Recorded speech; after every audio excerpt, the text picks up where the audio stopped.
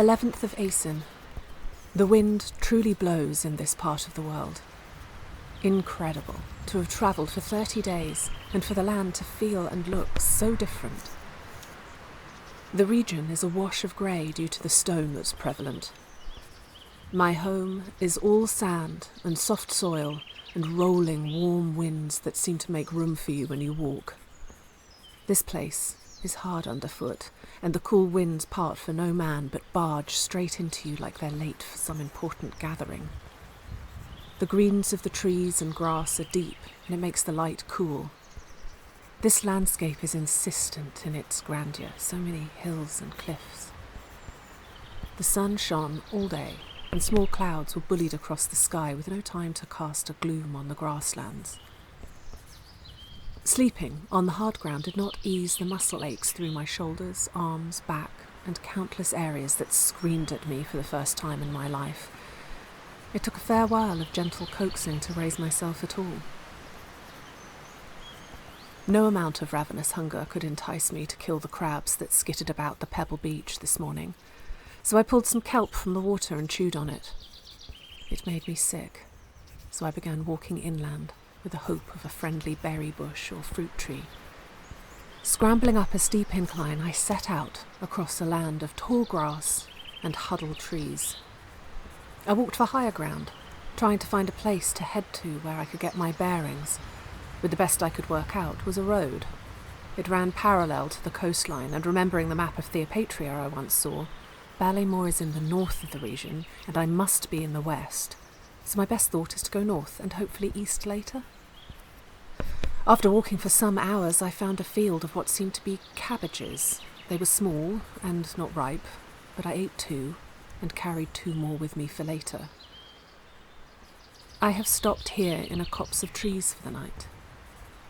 A little fire would be a comfort, but it isn't cold, and it might attract unwelcome animals, so I will do without.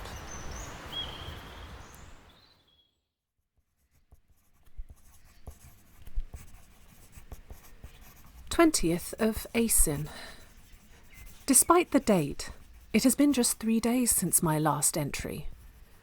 The day after I settled in the copse, it rained all day as I walked, my eyes darting across the horizon, hoping for a friendly chimney to pinprick the vista or some other sign of civilization. So much of me has been formed from the clatter and chaos of city life, and the vast quiet unsettled me. I dipped into a wood to forage. Petrified of poisoning myself, I studied the bushes and roots for hours, looking for fruit that had some half-eaten. I felt that insects eating the food could not be trusted. Insects are aliens and too different. They might be able to eat something happily that would kill a person, but if a bird or furry woodland creature could eat it, then it might not poison me. I looked for bushes with berries that had birdshit on the branches or ground around it, but the rain made it hard. One bush that held a reddish-purple berry was holding my attention when I heard a sound behind me that froze my heart into a solid block. It was the unmistakable sound of a foot being slowly lowered into the leafy ground and delicately breaking through a small twig. I knew something was behind me and moving closer. My stalker knew I was aware, and a slow, wet growl rolled over the back of my neck from 20 paces away. The same moment my mind began working for a solution, my legs began to run, my body working in an act of self-preservation before my sluggish mind could catch up to the realization that running from a predator is both futile and my only option. I had read many books of people running through woods who tripped on a branch or vines or brambles, so I kept my eyes to the soft, mossy floor. I ran for the span of 5 breaths, and then, hearing a bark from behind me, I used everything I had in my thin legs to leap for a tree. I am not an elegant man.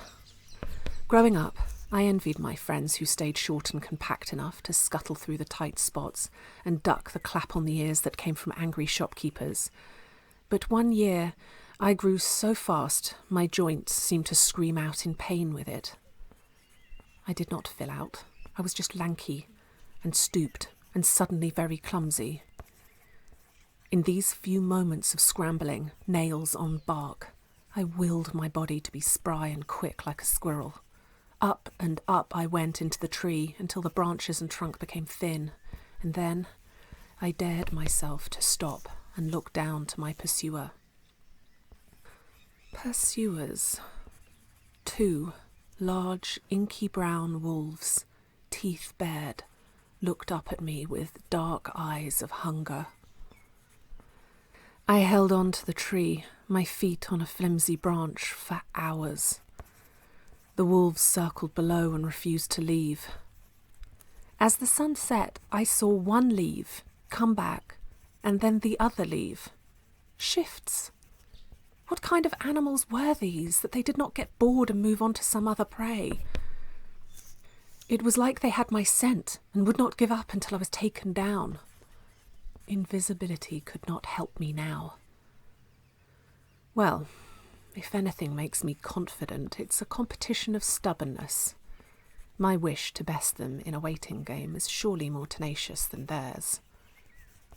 I carefully climbed to a thick, strong branch and sat down, leaning against the tree trunk, and waited. All through the night. It wasn't hard to stay awake. Fear stiffened my eyelids and sharpened my heartbeats. There was a time when the wolves lay down at the foot of the tree, their gentle sleep punctuated by low growls to remind me that rest was not forfeit. Once, one left and came back with a rabbit lolling in its maw and dropped it for its partner to eat. Why don't they leave now their belly is full? As the sun rose, I started new tactics. Yanking branches from the tree, I attempted to set them alight with magic and throw that at them. It was a cruel lesson in not being able to light green wood fresh from a tree. After a great deal of time, the sticks smouldered and smoked, and I had to resign myself to that. The rain the day before at least meant that I was less likely to start a forest fire. I threw the stick and screamed at the wolves, trying to be intimidating from my perch. Laughable. My case was not helped by the stick missing the wolves. One lifted its head to look at me, and the other idly walked over and sniffed the smoking piece of wood. I tried to get more, but I nearly fell from the tree while trying to pull at an offshoot. I took goes at screaming at them, then talking softly to them, asking them to go away, and then throwing things at them. All ineffectual. I'd like to tell you that I adapted some spells I know to have better range or a more lethal hit, but the truth is, there's not much I can do in that department until I rewrite my spells into a new book and hope I've remembered them correctly. I might have been able to do a little damage with a flaming spell I have occasionally managed without my book, but I would need to touch the wolves for the effect to work, and it would amount to a small singeing as I was torn to pieces. I attempted various spells from memory. I tried writing the spells out in this journal, even scratched some words and shapes into the bark in case it operated in place of my book, but none worked. The sun, once again, began to set, and tiredness truly set in. Not just a missed night of sleep, but a full day of fright ripping through my veins had left me a dry leaf of a man. Could I sleep on this branch? Once again, I remembered from a book I read about a young hero who tied himself to a tree branch overnight. I took my belt off and pulled some twine that I had from the ship. Theoretically, the safest point of securing would be around my legs to the tree branch and then around my body to the trunk. But if I were to slip, I could end up hanging myself by the neck. Besides, I could not work out how to wrap the rope around the tree trunk and around myself. Slowly and carefully, I inched down until I was half lying on the branch, secured myself, and let my eyelids close. A glorious, dreamless sleep. It felt that only seconds had passed, but I was woken with a terrible pain in my chest. My eyes opened, and I could not make sense of what I could see. My face felt thick and hot, and blood thumped in my ears. As my senses returned, I knew two things. I could hear the frenzied snapping of teeth, and all the breath was gone from my lungs and I couldn't fill them up again. Gasping and thrashing my arms, I realised I'd somehow slid round the branch and was now tightly held to the underside of it, my legs dangling, and the belt was the only thing between me and the wolves champing at my feet. I couldn't scream, couldn't call out. I couldn't turn myself right side again. I couldn't even reach my arms round to grab the branch. I could only flail like a beetle turned on its back. This was it. I could suffocate here and rot on this tree, or I could unbuckle the belt and fall to the wolves. I had lost this game of wills with these two. My last play was to drop and fight with everything I had, flame and fist against fang and claw. Surely me fighting for my life against them fighting for I don't know what reason might give me an edge. I could still try and grab for the branch as I fell. With shaking fingers, I loosened the buckle, not easy in itself with my weight pressed against it. I heard a shout from a way off and looked up at the same time as I plummeted to the ground, thudding onto a protruding root. I tried to take a breath so that I could cast a spell, but I felt teeth sink into my arm and a scream burst out of me instead.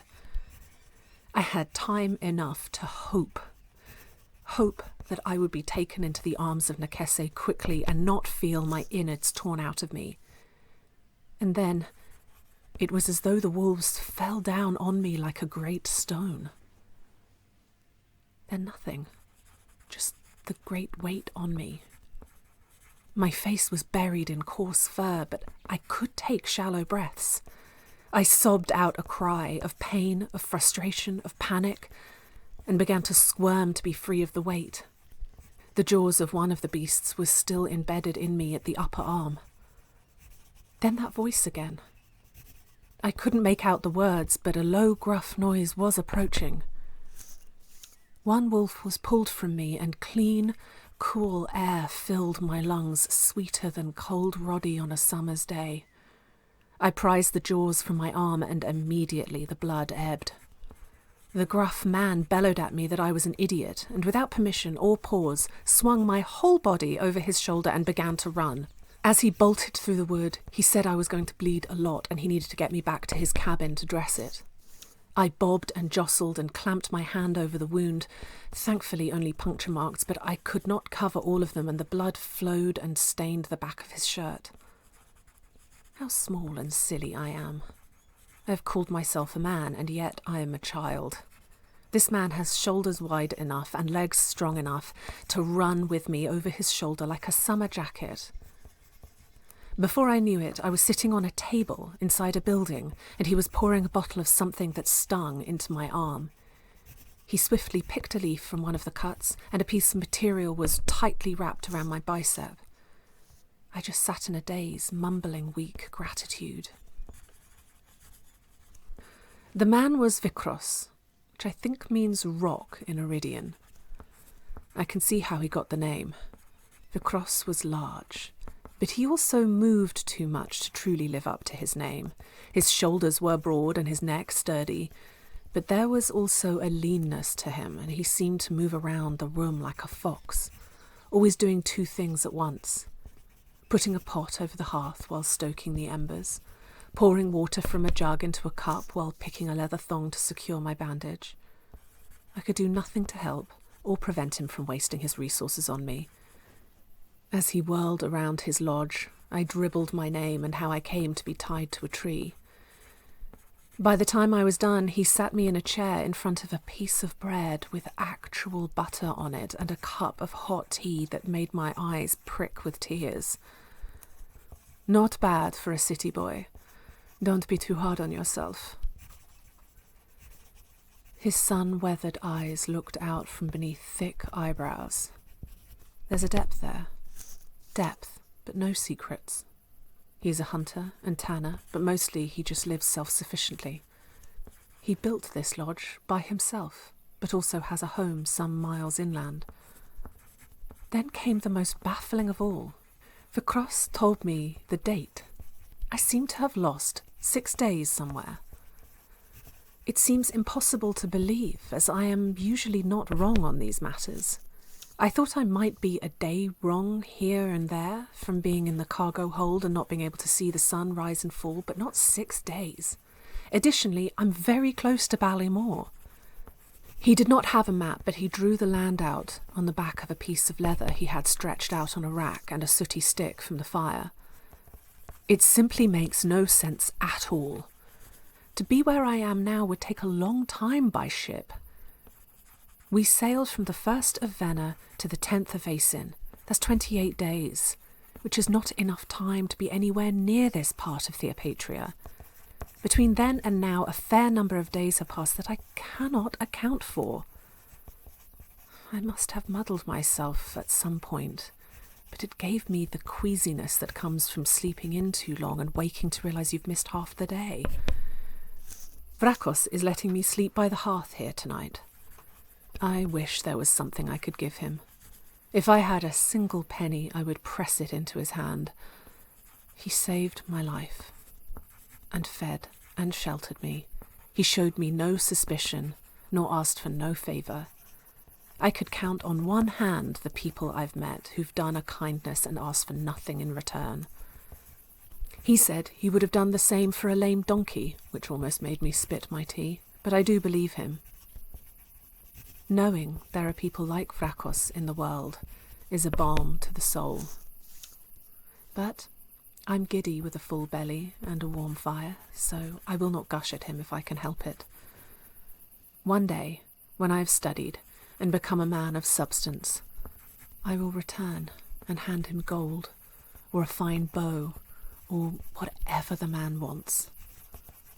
Tomorrow I will set out for the last day or so walk to Ballymore.